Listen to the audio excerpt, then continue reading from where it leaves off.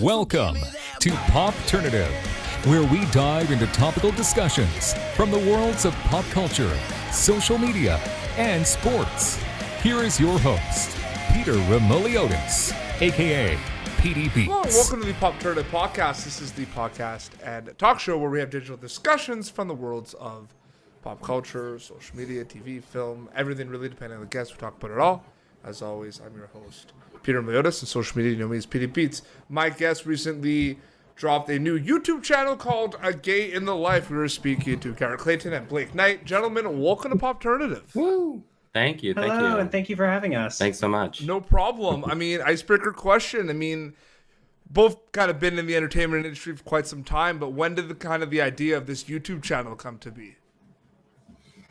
A couple months ago, we have another couple friends that approached us and said, "Why haven't you guys started something with YouTube space? We know they'd want to work with you." And so Blake had this really good idea where we could interview different people from all walks of life through the globe and try and start, use the platform that I've been privileged to have to try and put some good into the world with it. Yeah, I think the title came to me years ago when I wanted to do a blog just about what it was like for LGBTQ plus people all over the world. What their lives were like and the different challenges that they face. As far as even legislation goes in their area, wherever they happen to be from, or societal or familial norms, that kind of thing too. So yeah, we started this up probably around the beginning of the pandemic when everyone had lots of spare time on their hands, and yeah, it's gone really well so far. And Blake, what's the reception been specifically with everything? Like what have you been seeing? Have you seen kind of a spike and a general increase of the viewership of the channel?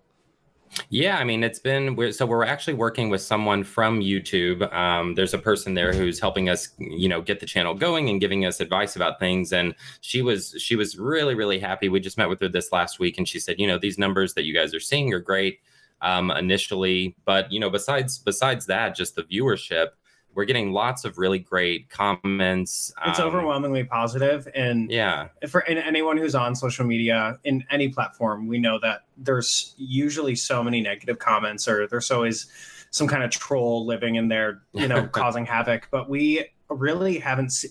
We've been very fortunate. We haven't seen any of that. It's been an overwhelmingly positive response so far, and it's just really giving us a lot of drive to keep moving forward and to keep raising awareness. Yeah, absolutely. And Gary, you kind of mentioned it too. With the platform you have. With a lot of the work that you've done in the past, with Teen Beach Movie and Hairspray Live, you have a really big following. Does it ever come to mind that with that following, you of course obviously have a responsibility because there's so many eyes on you all the time, right? When it comes to what you're posting, the content. Have you ever think about that? Yes, I like to use a quote from my friend Roger Q. Mason: "To whom much is given, much is expected in return." And so I've tried to utilize all the. I've been given such wonderful things in this life, and one of them happens to be a voice and visibility. And so, as a human who has a heart out to people and also happens to be a member of the LGBTQ plus community, I feel it's my responsibility I've always wanted to find some way to either give back or do something good. And so this feels like a really productive, positive way to go about that, as opposed to just like posting something with a hashtag and hoping that people engage with it. Like this feels like an actual, like a visceral experience where we get to talk to these people and get to explore the things that have gone that they're facing, the hopes that they have for the future. And it's really, I know both of us have gotten to learn a lot in the short amount of time that we've just started this, launched it 3 weeks ago. Absolutely. And Blake, you talked about, raising awareness, the community and all that. Specifically though, can you go into specific about the goals, the specific kind of issues, anything like really specific, what's been on your mind in terms of that? Yeah. I think, I grew up in a rural town in Texas, about 15,000 people, small farm place. It was about an hour and a half outside of Dallas, so kind of removed from a major city, for the most part. I had to drive 45 minutes just to go to a decent movie theater, that kind of thing. But, when I was younger and I was trying to come to terms with my own sexuality and figure things out, there really weren't very many places to look. And, I graduated high school in 2005, and the internet was obviously there. And that gave me some kind of outlet, but there really weren't very many younger, like, gay couples that I could look up to.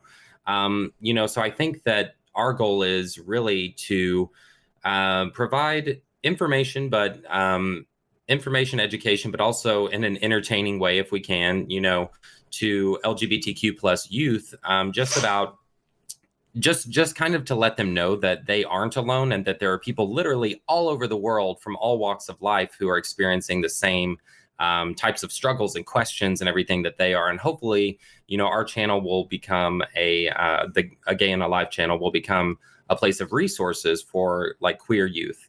And so far too, we've gotten a lot of email feedback from young people that I think even as young as 12 or so have emailed us and said, thanks so much for this channel. I didn't know that there was anything like this out there. And it's very hopeful to see, two other queer individuals who found each other and who, can actually make it work in a way that that they probably didn't expect could ever happen. Mm-hmm. So that's been really promising so far. Absolutely. And Garrett, I just wanted to know specifically, I mean, I'm sure you can know sometimes, the fan interactions on social media and the comments and everything, mm-hmm. You could tell who are, like, the fans from the Disney Channel days, the Teen Beach Movie fans, you know what I mean?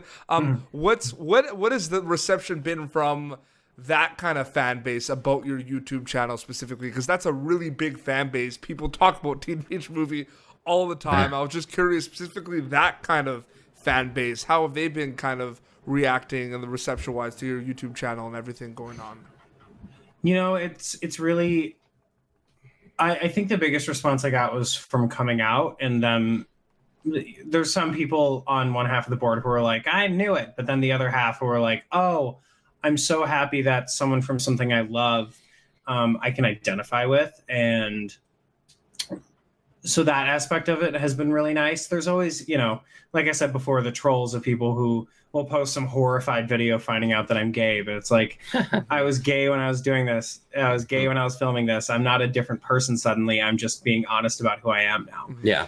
There are definitely the stands that have been around for a long time, yeah, who have always been extremely supportive of his work too. Mm-hmm. So, yeah, I mean, I wish, it's funny because I've been doing a lot of these interviews and I've interviewed, people like yourself who are doing amazing things and are in the public eye a lot and are part of really big shows. And I hope that people realize that we're people having a conversation. You know what I mean? Like, yeah. You know what I mean? Yeah. Like, I know people get starstruck and a lot of these projects mean a lot to them, but do you know what I'm getting at a little bit? Oh, totally. Yeah. I think it's easy for people to see you, especially for him, like on TV, and think that they know him and that they've grown up with him in a way where it's really, they know the characters, and that's kind of a trope for any fans in Hollywood. But when they come at you in the comments sometimes, and every now and then you'll see someone that might say something that's kind of mean or just. I do appreciate the people who call me by the character names of the things that they discovered me with. So whether it's Teen Beach Movie and people calling me Tanner for the rest of my life, or I'll have people who will see either Hairspray Live or King Cobra, or even Hairspray Live was Hairspray Live was a big deal. Like, for something like that was so fun. Talking about it a lot. That was crazy. But I mean, I'll even get people who see the one episode of Jesse I did calling me the Eddie Earl the Trash Eater all the time, and I actually think it's kind of amazing. Yeah. No don't hang up comments. I do. I you know what? I was just responding to one yesterday about that. I love that movie. That movie came out 2016. I watched it on Netflix. I'm a huge horror movie fan. I love that movie, Garrett. It's an awesome movie. Nice. Thank you.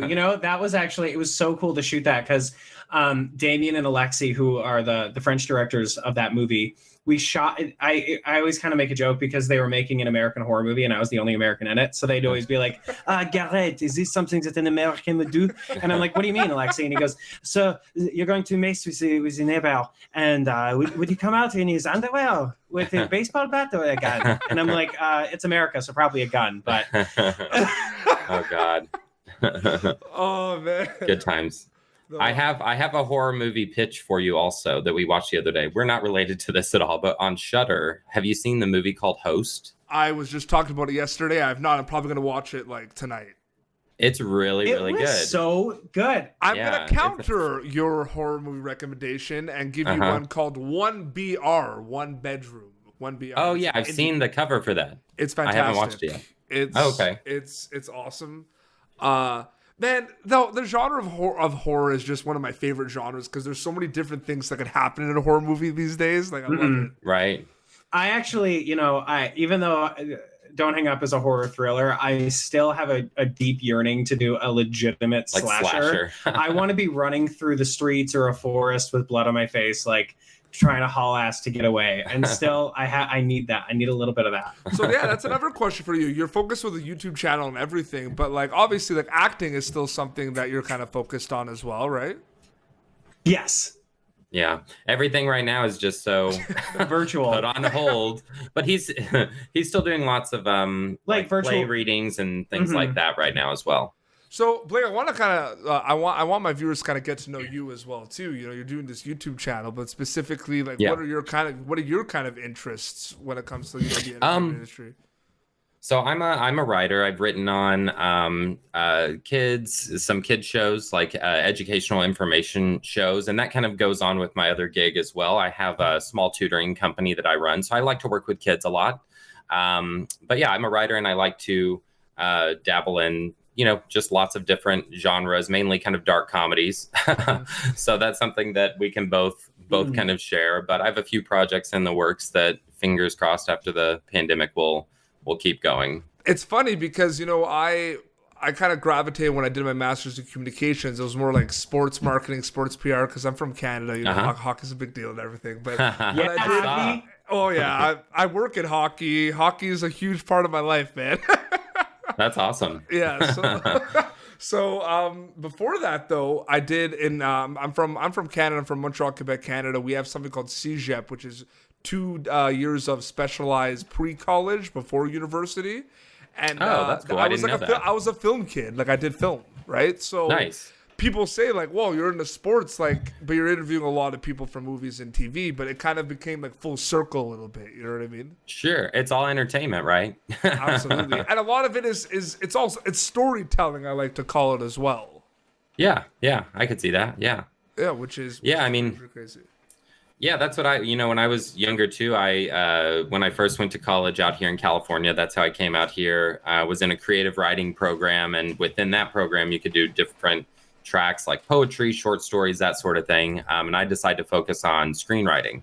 And I think, it was kind of the glitz and glamour of just being near Hollywood and all that. I was like, oh, this is going to be awesome. And it is, but it's also really difficult. Yeah, because I'm actually writing like a short horror film right now myself. Oh, nice. I always, because like I have, like, it's funny, like a lot of people knows in my classes when I did that film stuff, they're all kind of in some of the biggest shows right now on Netflix. My friend Jessica Macho's in Lock and Key. So it's kind of cool to see that. What about you guys? Do you kind of have friends in the same boat, like where you kind of look at like their paths 10 years ago and now where you're like, wow, look at what's happened? Totally. Yeah. I mean, I think both of us, pretty much, if you live in LA, you probably know dozens of people that are in the industry, and you've kind of seen what their career trajectories have been through, and it's like, I feel like if you stick around here long enough and you're actually putting in the work and making an effort, whether you want to be a producer, a writer, or something, if you're putting in the work and you're reading the scripts and you're seeing what works and what doesn't work, you're going to make it eventually. I think the people that kind of fall out of the industry are the ones who say this is too hard. My friends, for example, for me, my friends back in Texas own a 5,000 square foot house and 4 cars and a boat. And here in LA, things are way more expensive.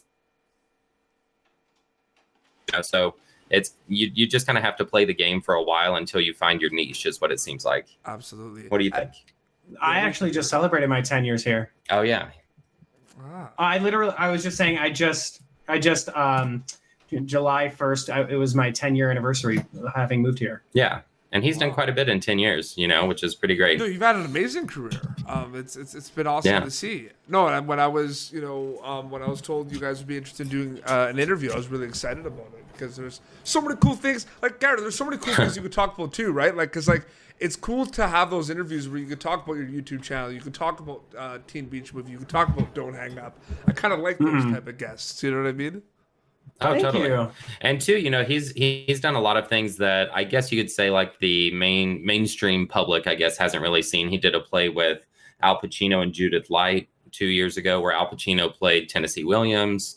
He's done lots of just play readings and musicals and things that really aren't publicized as much as film and TV. So he's always got a lot of things going on at once, which can drive me crazy a little bit. You're a very good cheerleader. I love you too.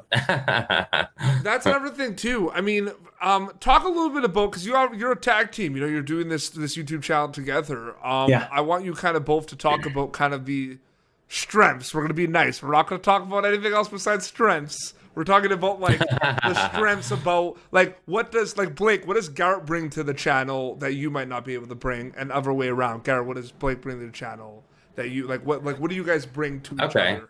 Yeah, I think for me, Careful with the pencil tip. You're gonna stab me in the neck. I know. Be nice. That's we're not at the weaknesses yet. My weakness is I now have one eye.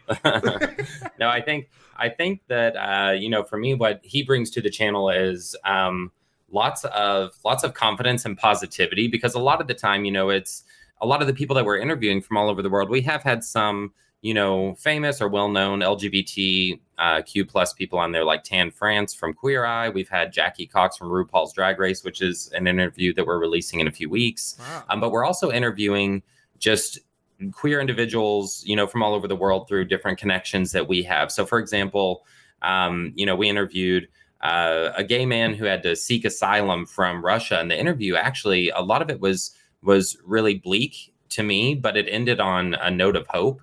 And, when I was kind of worried, that was one of the first interviews we did. And Garrett, was like, oh, yeah, we're obviously going to have some sad stories, but those things are necessary too, because our audience, especially the young people, they need to know that it's not just a clear and straight path and everything's not, just so happy and bubbly all the time.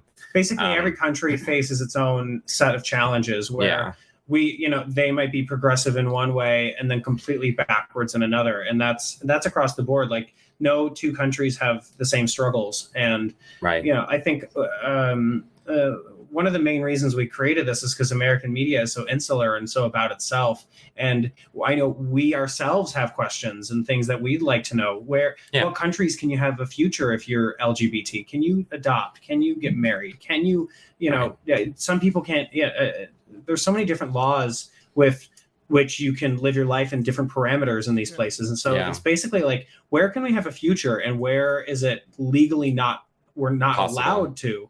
Yeah, because I think, a lot of the gears got turning in my mind about the channel anyway, when, we're engaged, we're getting married next year at some point, pending. Thank you. Pending pandemic, quarantine rules and all that, we'll see. But, I think a lot of, in my mind anyway, a lot of wanting to start this channel was when I started doing research about adoption, because we both really want kids. I love working with all my students, and, that's kind of got us talking about adoption. But I looked at a few different countries like worldwide where we could adopt. And I was very surprised to see countries like Italy and Austria and Monaco and places like that where you either can't adopt or like same-sex marriage isn't legal in those countries that are considered like very progressive modern places, But long to answer your question, I think he brings, a good positivity and confidence to the channel, whereas I can be very like pessimistic or realistic. I would say realistic. He'd probably say pessimistic, where I'm like, well, I just don't know if this is going to work because this person can't be seen on camera and we have to do it anonymously, blah, blah, blah. But he's been really, really good when it comes to that stuff. Mm-hmm. Yeah. Sure. All right, Garrett, what does Blake bring to the channel? I think I tend to focus on the positive aspect of a lot of these things. he's very organized, and I bring no organization skills at all. I'm just so scatterbrained because I'm always trying to do a million things at once. Right. And he's very much, he'll plan things out. He'll set the schedule for us. And so he's always like, hey, we have to do these things this week. And I'm like, oh yeah, don't make plans at the same exact time. Got it.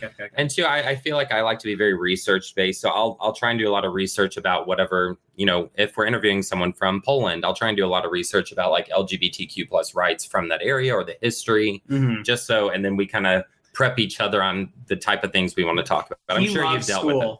He loves school. I like learning, and I like learning new things and meeting people who can teach me things. Oh, absolutely. Well, no, that's great. Well, guys, thank you so much for coming on Popternative to chat about your channel. I really appreciate it. Yeah, thank you so much. Thank you so much. We have, so if people are interested, our channel is just youtube.com/agayinthelife. We post new videos every Thursday, and it's interviews with different queer individuals from all over the world, but also there's an aspect of the channel that gives insight to our own personal relationship, mainly because we're just trying to normalize queer relationships for young people and to show them like, oh, this is what a guy going on a date with a guy looks like, because when I was younger, I didn't know those things. There's also an aspect to it where we're deciphering things that we didn't even know would be challenges. There's a lot of normalcies within like straight weddings, where someone walks down the aisle, there's a bride side and a groom side. Like we don't have those things. So we're going to be discovering those. And we figure there's probably a lot of people who have those same questions or want to like decipher that, or just see someone else go through it. And then they're like, oh, I'm going to have to think about that one. When I cross that bridge. Yeah. 100%. And where could they follow you guys specifically on social media to keep up to date with everything? I'm Garrett Clayton 1 on Twitter and Instagram, and Garrett Clayton 91 on TikTok, because someone stole my handle and TikTok won't get rid of the fake one. So. And my Instagram is just HRH Blake Knight. Very cool, guys. Well, seriously, congratulations with the channel. That's awesome. Thank you so much, Pete. Thanks so much for having us. Well, this has been Popternative, youtube.com/Popternative for previous episodes. And until next time, this is Blake, Garrett, and Peter Beats signing off. Thank you for tuning in to Popternative. Make sure to check out our past episodes of Popternative on YouTube. Be sure to like Popternative on Facebook and follow us on Twitter. This has been an Autograph Communications production.